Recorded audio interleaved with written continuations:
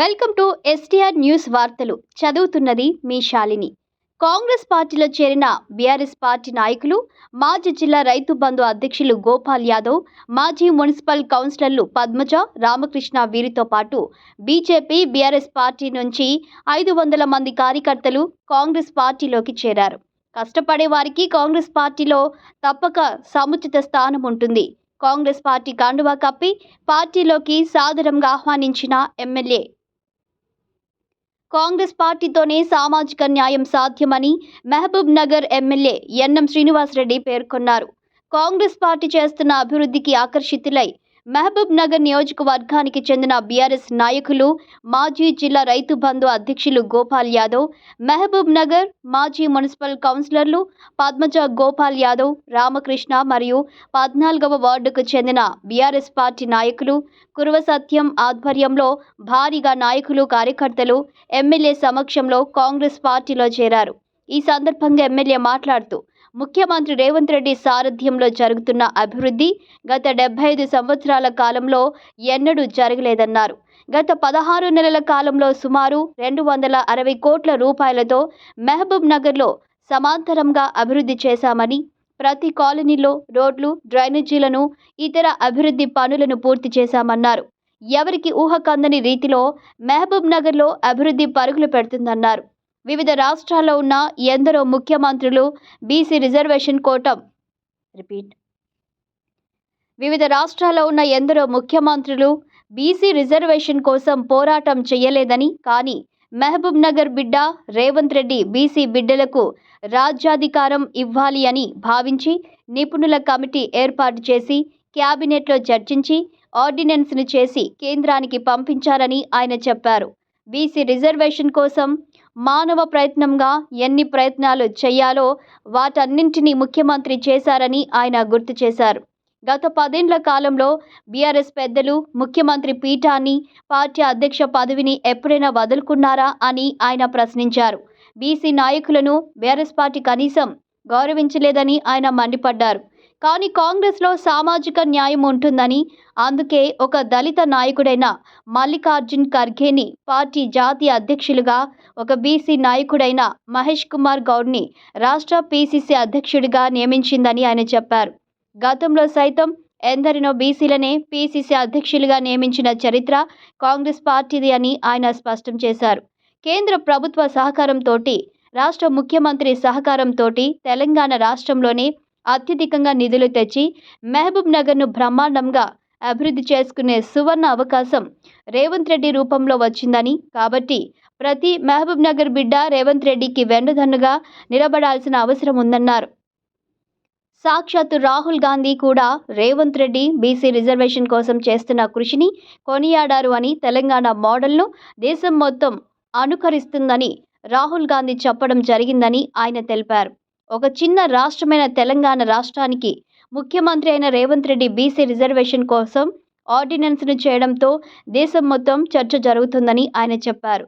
Congress party అన్ని విధాల రేవంత్ రెడ్డికి అండగా ఉంది కాబట్టి అద్భుతమైన విజయం. బీసీలకు 42% రిజర్వేషన్ స్థానిక సంస్థల ఎన్నికల్లో ఇవ్వాలనే నిర్ణయమని, రాహుల్ గాంధీ ఆదేశాల మేరకు ముఖ్యమంత్రి కృషి చేస్తున్నారని ఆయన స్పష్టం చేశారు. రానున్న ఎన్నికల్లో మహబూబ్ నగర్ కార్పొరేషన్లో 60 స్థానాలను మన కాంగ్రెస్ పార్టీ అభ్యర్థులను గెలిపించుకొని మహబూబ్ నగర్ మున్సిపల్ కార్పొరేషన్లో కాంగ్రెస్ జెండా ఎగురవేయాలని, గ్రామాల్లో కాంగ్రెస్ పార్టీ బలపరిచే అభ్యర్థులు విజయం సాధించాలని, అందుకు అనుగుణంగా మనమందరం కలిసికట్టుగా పనిచేయాలని ఆయన పిలుపునిచ్చారు. ఈ కార్యక్రమంలో రాష్ట్ర minority finance corporation chairman Obedullah Kotwal, జిల్లా గ్రంథాలయ సంస్థ chairman Mallu Narasimha Reddy, MUDA chairman Lakshman Yadav, market committee chairman Bekkiri Anitha Madhusudan Reddy, vice chairman పెద్ద విజయ్ కుమార్, మాజీ municipal chairman Anand Goud, Congress party senior నాయకులు ఎన్పి వెంకటేష్, మారెపల్లి సురేందర్ రెడ్డి, అమరేందర్ రాజు, చల్వగాలి రాఘవేందర్, సత్తూర్ చంద్రకుమార్ గౌడ్, టీపీసీసీ అధికార ప్రతినిధి జహీర్ అఖ్తర్, జిల్లా కాంగ్రెస్ పార్టీ మహిళా అధ్యక్షురాలు వసంత, డీసీసీ ప్రధాన కార్యదర్శి సిరాజ్ ఖాద్రి, జిల్లా SSL chairman Saibaba, Ganji Anjaneyulu, INTUC Ramulu Yadav, Fayaz, Avez, block Congress party అధ్యక్షులు Sudhakar Reddy, Bandi Mallesh, Azmat Ali, CJ Benhur, Erpula Nagaraju, Christian minority నాయకులు రవికుమార్, జేసీఆర్, అక్బర్, మాజీ మున్సిపల్ కౌన్సిలర్లు తదితరులు పాల్గొన్నారు.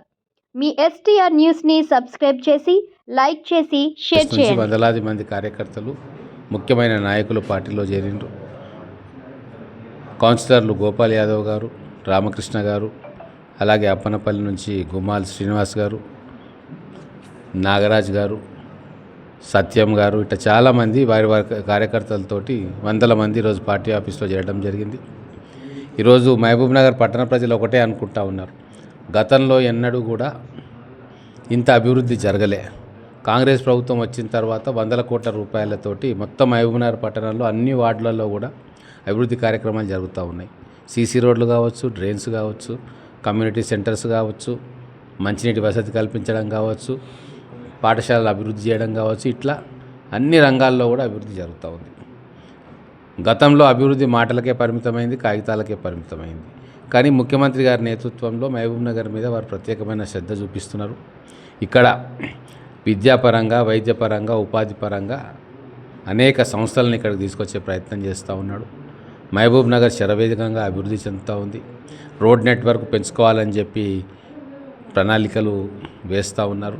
సో మహబూబ్ నగర్ ప్రజలందరికీ కూడా అర్థమవుతూ ఉంది, ముఖ్యమంత్రి గారి ఆధ్వర్యంలో ఇక్కడ కాంగ్రెస్ ప్రభుత్వం బ్రహ్మాండంగా అభివృద్ధి చేస్తుంది. కాబట్టి కాంగ్రెస్ ప్రభుత్వం ముఖ్యమంత్రి గారికి అండగా ఉండాలి అని చెప్పి ప్రజల్లో ఒక భావన ఉంది.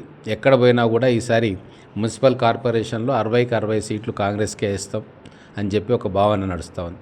నేను ఒకటే విజ్ఞప్తి చేస్తూ ఉన్న మహబూబ్ నగర్ ప్రజలకు, ఇంకా కొంతమందికి అక్కడ ఇక్కడ అనుమానం ఉన్న వాళ్ళు ఉన్నా కూడా వార్డులలోకి వెళ్ళి చెక్ చేసుకోండి. ప్రతి దగ్గర అభివృద్ధి కార్యక్రమాలు జరుగుతూ ఉన్నాయి. రాబోయే రోజుల్లో ఇంకా 100 కోట్ల నిధులతోటి అభివృద్ధి తీసుకొచ్చే అవకాశం ఉంది. గౌరవ ముఖ్యమంత్రి గారు, ఎమ్మెల్యేగా మేము, మంత్రులు అందరం కూడా మహబూబ్ నగర్కు ఎక్కువ నిధులు తీసుకురావాలని చెప్పి ప్రయత్నం చేస్తూ ఉన్నాం. రాష్ట్ర ప్రభుత్వం నుంచి కావచ్చు, తర్వాత కేంద్ర ప్రభుత్వం నుంచి కావచ్చు, మన వాటా నిధులు మనం ఖచ్చితంగా తీసుకొస్తాం. మున్సిపాలిటీని కార్పొరేషన్గా చేసుకున్నాం. కార్పొరేషన్ చేసుకున్నందుకు దీటుగా అన్ని రకాలుగా రాష్ట్ర ప్రభుత్వం, గౌరవ ముఖ్యమంత్రి గారు మనకు అండగా ఉన్నారు. ఈ విషయం ప్రజలకు అర్థమైంది కాబట్టి చాలామంది ఈరోజు నాయకులు కావచ్చు, రాజకీయ నాయకులు కావచ్చు, కార్యకర్తలు కావచ్చు కాంగ్రెస్ పార్టీలోకి చేరుతూ ఉన్నారు. ఈరోజు చాలా సీనియర్ నాయకులు కాంగ్రెస్ పార్టీలో చేరిండ్రు. టీఆర్ఎస్ పార్టీ నుంచి, బీజేపీ నుంచి చాలామంది చేరడం జరిగింది. రాబోయే రోజుల్లో ఇంకా చాలా వార్డులలో మన కార్యకర్తలు జాయిన్ అవుతామని చెప్పి వస్తూ ఉన్నారు. వాళ్ళందరినీ కూడా ఒక్కొక్కరు పరిశీలించి మనకు ఎక్కడెక్కడ అవసరం ఉందో, ఎక్కడెక్కడైతే మనకు నాయకత్వం ఇంకా పటిష్టపరచాల్సిన అవసరం ఉందో అక్కడ ఆ వార్డులలో జాయినింగ్ కార్యక్రమాలు పెట్టుకుంటాం. నా పేరు గుమ్మాల్ శ్రీ ముదిరాజ్, మాది 3వ వార్డు, అప్పనపల్లి విలీన గ్రామం మాది. మేము గతంలో 10 సంవత్సరాలు టీఆర్ఎస్ పార్టీలో పనిచేయడం జరిగింది. గతంలో ప్రభుత్వంలో రోడ్లపైన అవుట్ ఆఫ్ లా డెవలప్మెంట్ జరిగింది. గ్రామ స్థాయిలో, కింది స్థాయిలో డెవలప్మెంట్ జరగలేదు. మేము కూడా కింది స్థాయిలో డెవలప్మెంట్ చేయలేకపోయినాం. కాబట్టి ప్రజెంట్ మన ముఖ్యమంత్రి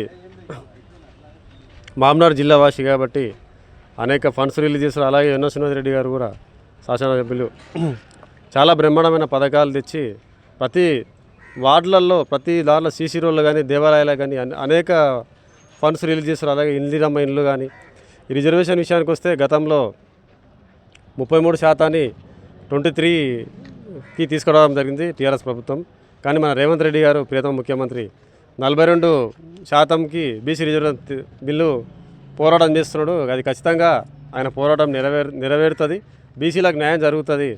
ఎన్నో పథకాలు నచ్చి ఈ వైద్యం, విద్య ప్రతిదానికి ఎన్ఎం శ్రీనివాస్ రెడ్డి గారు ముందరుండి అనేక కార్యక్రమాలు విద్యానిధి ఒక మంచి కార్యక్రమం చేపట్టాడు. ఆయన చేస్తున్న సేవలో మేము కూడా భాగస్థులై మా యొక్క విలీన గ్రామమైన అప్పనపల్లి వార్డు 3 నెంబర్ని చక్కగా డెవలప్మెంట్ విషయంలో 60 కోఆపరేషన్ల కన్నా బెస్ట్ అప్పనపల్లి చేసే విధంగా మేము ప్రయత్నిస్తాము. మా ఊరు యువకులు కానీ, మా కార్యకర్తలు కానీ ప్రతి ఒక్కరు కాంగ్రెస్ పార్టీకి కట్టుబడి ఎన్ఎస్ శ్రీనివాస్ రెడ్డి అడుగుజాడలో నడుస్తూ మా యొక్క గ్రామం డెవలప్ చేసుకుంటామని మా యొక్క వినయం. మా వార్డు నుంచి దాదాపు ఒక 180 నుంచి 200 మంది పెద్ద సంఖ్యలో ర్యాలీగా వచ్చి జాయిన్ కావడం జరిగింది. నా పేరు శివశంకర్, 3వ వార్డు, అప్పన్నపల్లి డివిజన్. కాంగ్రెస్ పార్టీలో ఇంతకుముందు గతంలో పనులు చేసినాం మేము బాగానే. అది జనాలకు తెలియజేయలేకపోతున్నాం, జనాల్లోకి వెళ్ళలేకపోతున్నాయి పనులు. ఇంత గతంలో అనుభవం ఉన్న గుమాల్ సింగ్ అనే వ్యక్తి టీఆర్ఎస్లో కూడా మస్తు పనిచేశాడు. అనుభవం ఉంది, రాజకీయ అనుభవం ఉంది. దానికి తోడు జనాల్లో చేదోడు వాదోడుగా చనిపోయిన వాళ్ళకు డబ్బులు ఇస్తూ, మంచి జరిగడానికి హాస్పిటల్లో ఏమన్నా జరిగినప్పుడు కానీ సాయం చేస్తూ ఇలా చాలా చేస్తున్నాడు. దానికి తోడు రాజకీయ అధికార పార్టీకి ఇది ఫండ్స్ మరిన్ని ఎక్కువ తీసుకొచ్చి ఊరిని ఇచ్చి ఊరు చాలా ఎక్కువ గత ప్రభుత్వంలో ఎంత డెవలప్ చేసినా గుర్తింపు అనేది రాలే, వ్యక్తికి గౌరవం ఇవ్వకపోవడం, ఇవన్నీకి తోడు ఇది కావడం వల్ల పార్టీ మారి మరిన్ని అభివృద్ధి పనుల్లోకి చేసుకుంటూ వెళ్తాడు అని మా యొక్క మనవి.